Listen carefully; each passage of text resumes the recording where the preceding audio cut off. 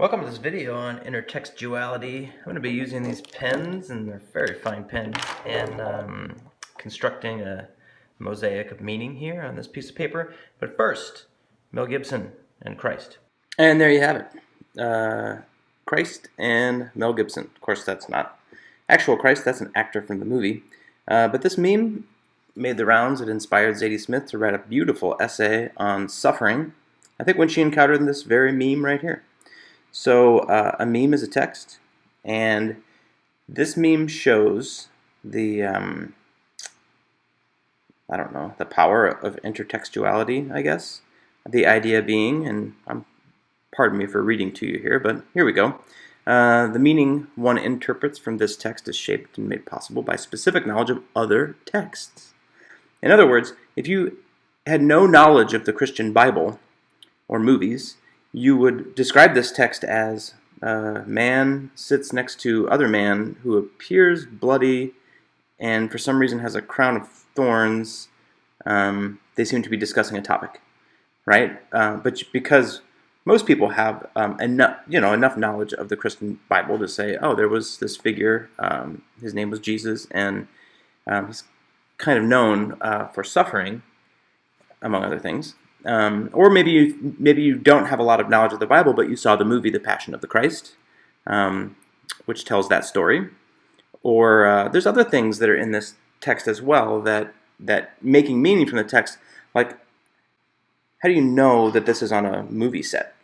Well, the chairs in the background, those are kind of classic movie director chairs, or maybe you know who Mel Gibson is, and you know that he directed that movie. But in other words, there's a lot of knowledge from texts that are outside of this text that are required to interpret meaning. The vocabulary associated with COVID-19 pandemic. If someone read this and they were like, lockdown, what is that? Well, everyone knows what lockdown is because it's 2020. So ultimately the meaning in the text is don't be such a baby. Others are suffering way more than you. But you need that knowledge from other texts to interpret that meaning.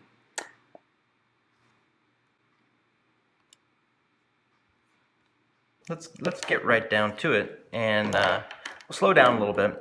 This would also be a great little video that's like an introduction to like literary criticism.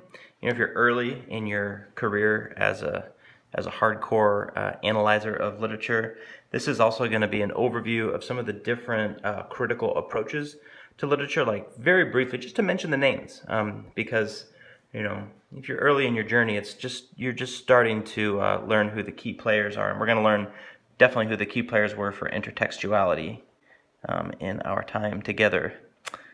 Intertextuality.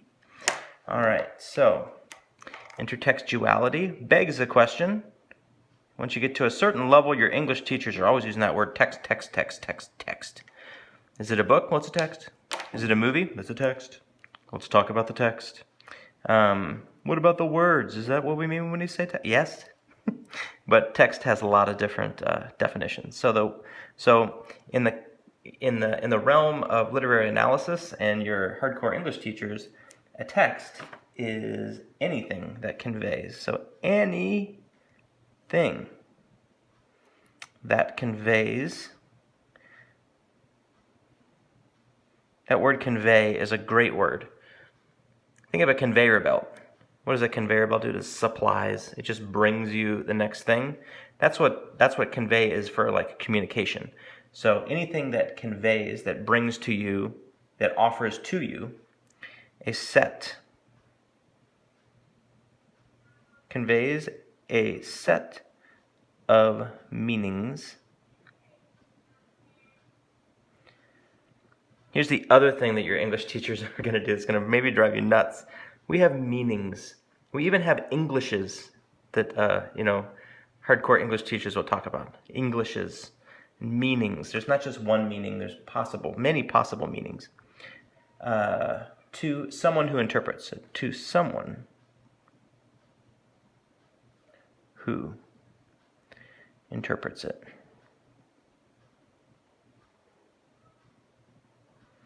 And that boils down to anything that conveys. So it is a movie, a meme, like you just saw, a novel written in 1827, a poem written in 1667, anything that conveys a set of meanings. Movies, rap music, one of my favorite things to talk about. So intertextuality is it's an investigation of meanings and possible meanings. And so when we talk about that word meaning, really it's like, well, I'm just going to write it here. I'm going to write it right here. Meaning, because it's so important. Like ultimately, that's what you get from your reading experience. Meaning, you interpret meaning. There's even a whole branch of study that just studies meaning and how meaning is made. It's kind of a fun word, so I'm just going to add it as like a bonus. There's a little bonus learning here. The word is hermeneutics.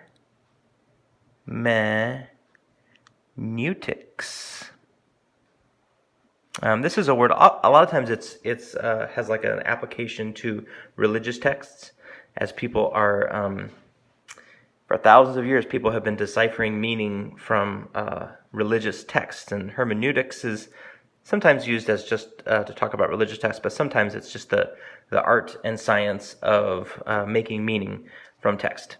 I'm going to create two diagrams here, and hopefully I do as good a job as I hope I do. They're basically about reading, so I think I'll put that as a little heading up here, like ways of reading.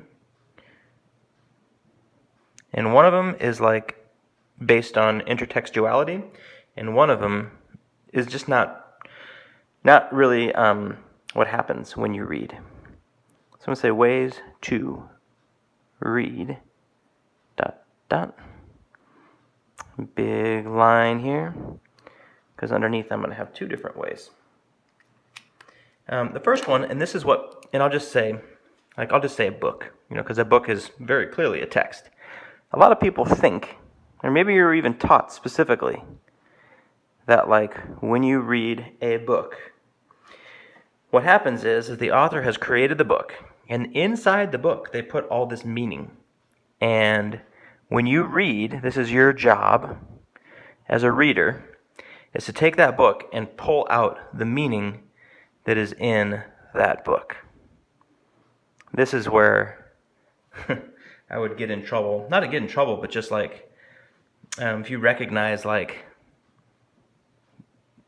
standardized tests are kind of like built on this philosophy, like a lot of them, that the meaning is in there. But this is actually not true.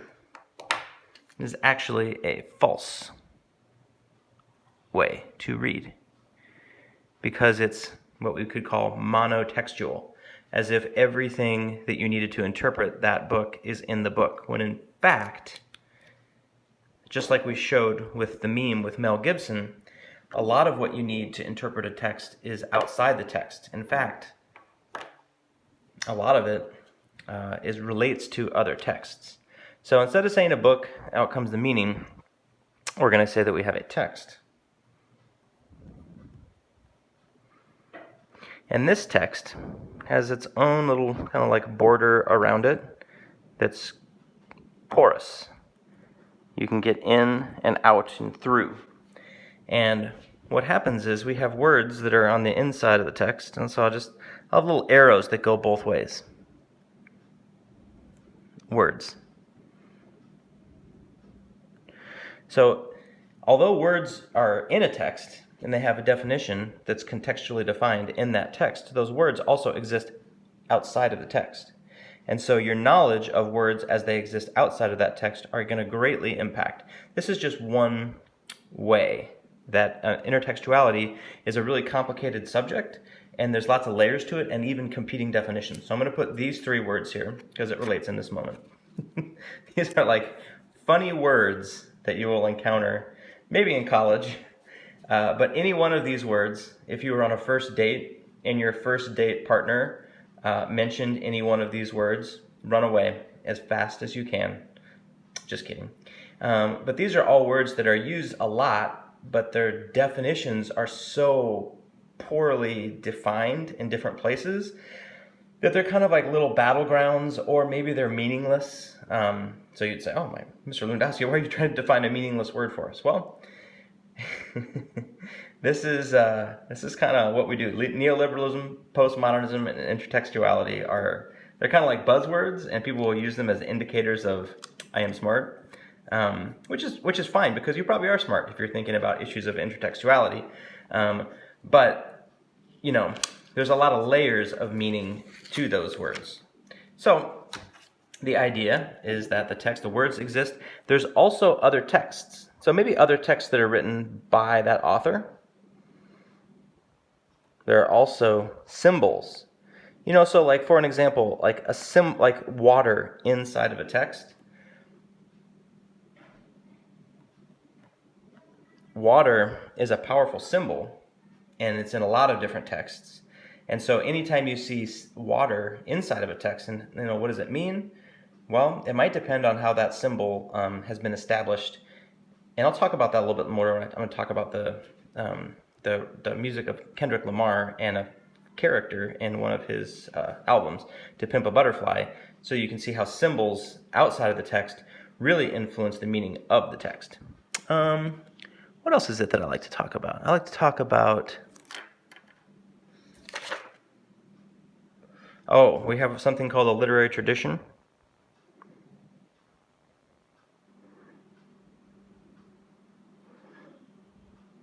The literary tradition exists outside of the text, and it might be inside the text. So, for example, if the text you're reading is a play, if it's a work of drama, it's going to be adopting some of the conventions or using some of the same techniques that previous pieces of drama have used, for over 1,000 years. So we've got the literary tradition, we've got symbols, we've got, what else do we have here? We've got culture and cultural values.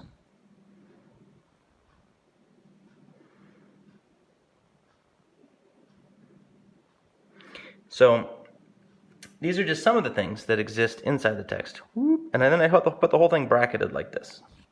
It is not as neat as I wish it would have been, but it's not horrible. Maybe it'll be neater on your paper.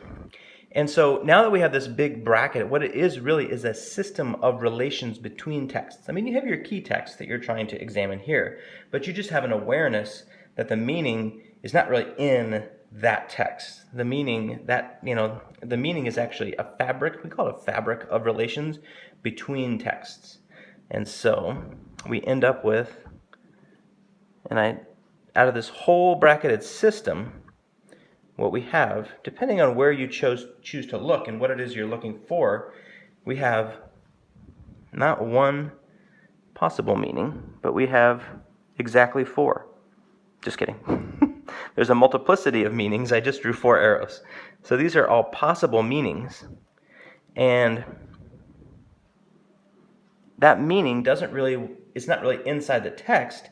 That meaning is really inside the reader.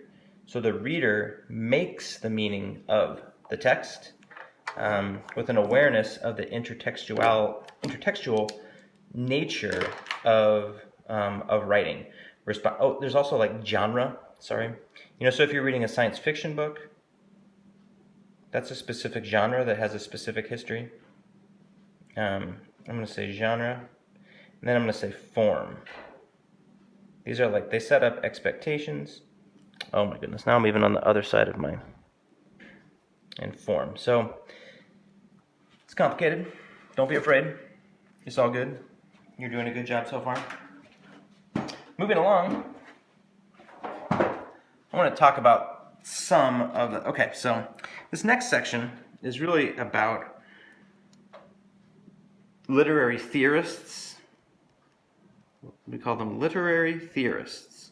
So now that you're talking about intertextuality, you are in the world of hardcore literary analysis. You are in the world of the big leagues, we could call it. So I'm going to have this list of theories so that Well, what I like to say is like literary analysis can be, let's say that you're just attracted to complexity and you're like, I like to learn about things that are really complicated because they're interrelated and it stretches my mind and it challenges my ability to understand things. This is like the calculus level of reading literature. You can have a lot of fun reading. You can read tons of books and never think about this stuff at all, and that's fine because the authors didn't really intend, for you to be. It's not just an exercise in thinking. They were creating works of art, but in analyzing those works of art, there's a whole family of literary theories and what we call critical theories, which some people get way into. I certainly did when I was in college, and I liked the complexity. I liked because if what we're talking about is meaning, like what is more complicated or potentially complicated and important than meaning, than what things mean? And so I'm just going to list these names off. I'm not going to get into too many details. We're still focused on intertextuality, but I just want you to know the breadth, the size of the family of literary theorists that are involved. And we can go all the way back to Aristotle, who had specific ideas about meaning, and mostly in drama, in tragedy, and how a tragedy should be constructed, and the rules. So sometimes literary theory is about rules. Sometimes it's about So we have then we'll go on to formalism. Some of these I'm not even going to define. They're just words that you should be aware of, and then there's always time to come back and learn about them. Marxist. So some of these, like Marxist, Marx he considered himself a historian and a philosopher. So what's he doing in literary theory? Well, what literary theory has done is consumed other discourses, and it's become part of how we analyze meaning, because if Marxist principles are true, and literary theorists don't have to think that Marxism is true or is the right political system, but what they do is they take some of Marx's vocabulary and some of his language and his area of focus, which had to do with the distribution of resources, the modes of production, and then like the politics that were associated with that, and you start to look at literature through those perspectives. So these are different critical lenses, we could call them. Critical theory. I'm not going to add that because I got to get going here. Marxism. So don't be afraid. It's not like anyone's trying to make you into a Marxist by saying that Marxist theory exists in literary criticism. It's just a lens for understanding really struggle and class struggle. If you're very focused on class struggle in your literature, you read a book like To Kill a Mockingbird from a Marxist perspective. We also have, and then I'm going to have some names too. There's French have been really good in literary theory. A lot of our literary theorists have come from France. Michel Foucault, who again was really more of a historian. He wouldn't say that he was a real literature guy. He studied systems of power and structures in society, culture, and history, and modes of understanding and learning and knowledge. And but he's like a really interesting guy, and we borrow his ideas and we use those to analyze literature. We call it a Foucaultian analysis, or a Foucaultian analysis. We can do a Marxist analysis. Julia Kristeva, who is someone we'll talk about with respect to intertextuality, because that was her contribution. If you want to have a fun time, go to her Wikipedia page and just read about her life. She's still alive. She's still doing just amazing things. She's definitely a genius in interpreting meaning, which is kind of like, she also writes novels and does all kinds of crazy things. She's French. She's French. She's also bicultural. Psychoanalytic.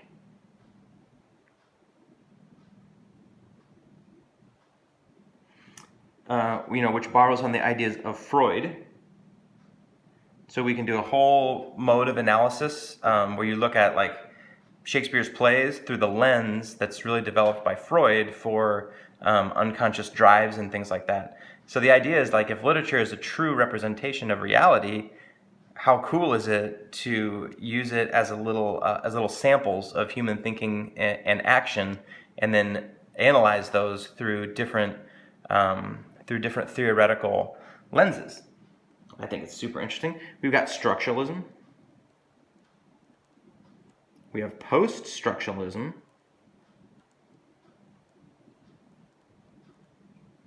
We have queer theory.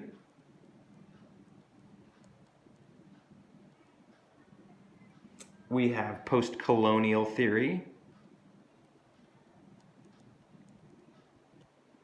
We have Bakhtin, who's one of my favorite people to read and think about.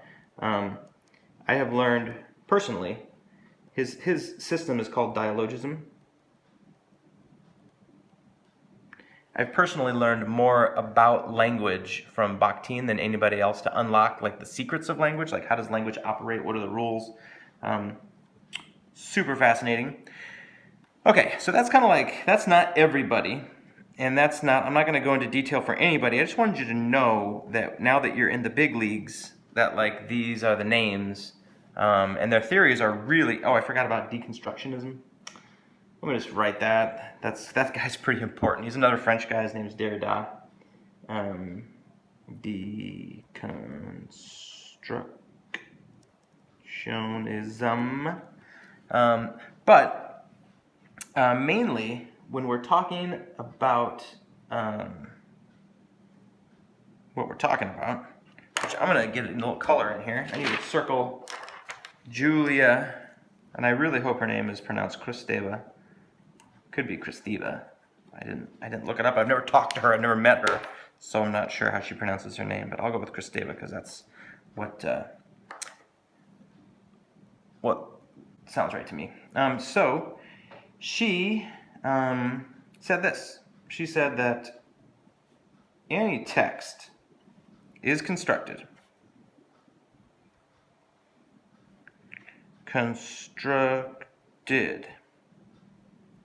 as a mosaic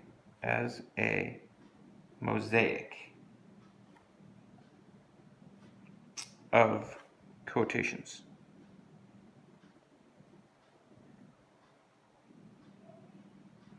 Colon, any text is the absorption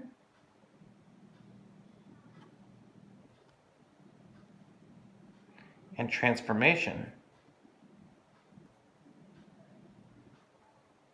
of another. So that's kind of like the key quote. If there were a definition of intertextuality, it might be something like that quote right there. Literary texts and their diverse meanings exist in a system of relationships with other literary texts. Okay, so I'm just going to write that right here, like a system. It's all about a system of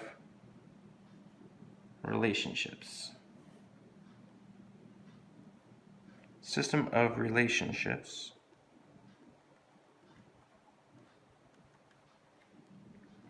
with other texts, past and present. So, and that's really about like, that's like meaning, you know, so this, according to intertextual theory, is really what meaning is. Meaning is a system of relationships with other texts. Meaning in any one text exists as a system of relationships with other texts. So I'm going to finish up with two examples, or two little ways of understanding this. The first one is going to involve Ovid, Shakespeare, and Milton. And I drew this little diagram I hope it's a good diagram. But the idea is that now we have more text than we used to. We live in a multiplicities of different possible textual meanings.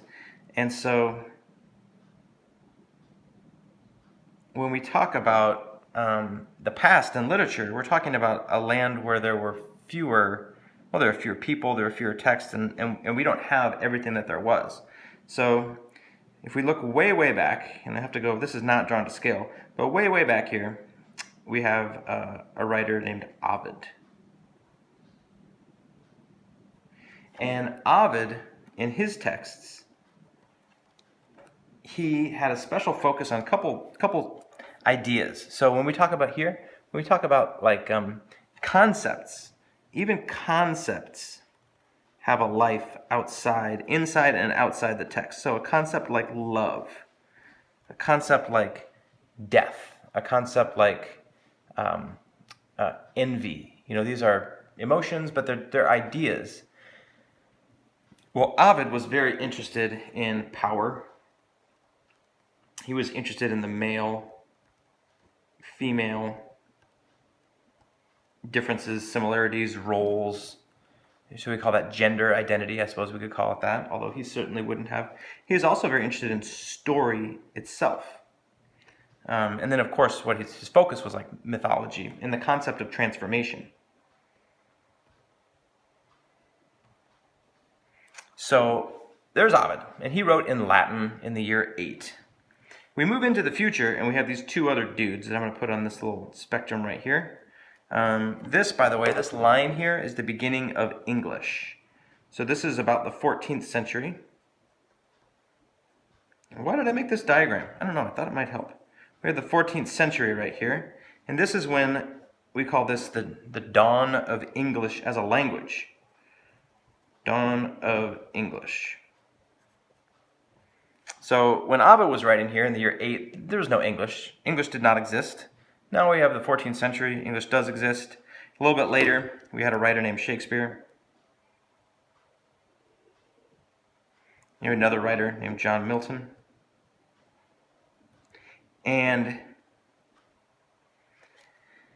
both Milton and Shakespeare read Ovid in Latin, and they were influenced on a very, very deep level on Ovid's conception of what a story is, male, female, gender dynamics, but everyone else was, and these people they're like some of the pioneers of what English literature should, could, can't, won't, should be. And so they're the things that they were interested in. Milton was very interested in evil, and he was interested in free will. But there are echoes of Ovid's work in Milton's work. So this is like this, so to make meaning from Milton, it's helpful if you read Ovid in Latin. Not required, but it's helpful. Shakespeare, and Shakespeare gets a lot of attention, credit, because Shakespeare's big thing was interiority, N-T-E-R-I-O-R-I-T-Y, interiority, which is basically like thinking, like the inside outside, like who are we on the inside, who are on the outside, and we would like some concepts that we would call like the personal self versus the social persona. Who we are on the inside and then who we project to the world. These are Shakespeare's big areas of interest as he created his texts. And so Shakespeare's investigation of interiority changed, maybe, according to some theorists, changed some of our like even the way that we are able to think about ourselves. That's how important art can be. So the relationship between these texts is really, I don't know, I guess exciting. It's the best word I can come up with from an English teacher's perspective. Okay. All right, one last thing that might be more interesting to you than anything else I've said. and it's an intertextual relationship in Lucifer. So Kendrick Lamar in 2015 released an album that's called To Pimp a Butterfly. This was around the time when he was awarded the Pulitzer Prize, which really was a final acceptance of something that I feel is very true. So let me see, I've got Kendrick Lamar right here, To Pimp a Butterfly, which came out in 2015. And in To Pimp a Butterfly, I do have an idea that's going to fly out of Kendrick Lamar in a second, though. In this work, so in this text, there's a character who plays a very important role, character named Lucy.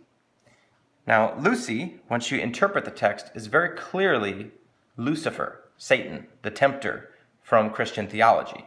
And so Lucy in this text has a life of his or her own, and there would be no Lucifer in this 2015 text if not for John Milton's depiction of Lucifer in 1667.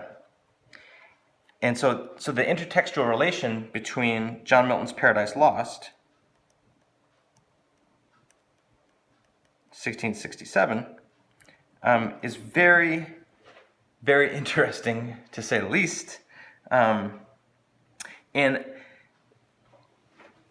intertextuality, it's not like I'm arguing that Kendrick Lamar, I don't know if he's read Paradise Lost or not. He doesn't have to have read Paradise Lost to have his understanding of what Lucifer is and what Lucifer does established by John Milton, because the work was so pervasive and powerful in culture that any depiction in 2020 of Lucifer draws much, much more closely to Paradise Lost from 1667 than anything that's in like true sacred works or holy texts or the actual theology of Christianity.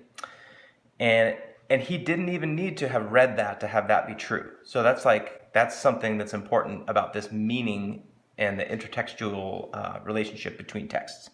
My final thought is, so Kendrick Lamar is someone who's worthy of study. He's someone that IB has sanctioned for study. Like, you can actually study the writing of Kendrick Lamar as poetry.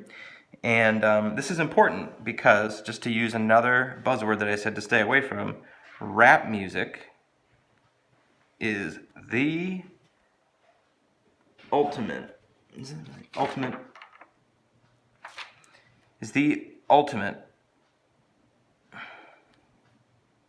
postmodern / intertextual art form. Because rap music draws so heavily. It is so postmodernism. Some of the features of postmodernism is that it's called pastiche. Things are like collages of other things coming together. That's what rap is from the ground up. It's very much taking old samples and beats and reimagining those, recontextualizing them with different lyrics, and it's all a mixture. And that is very postmodern, and it's very intertextual too, because like To Pimp a Butterfly starts out with a song that was actually written years in the past that morphs into, that is intertextual meaning, and it's happening very actively in basically all rap music. That's like a foundational element. You don't have to look hard to find intertextual relations within rap, where you might if you're just reading text. Woo.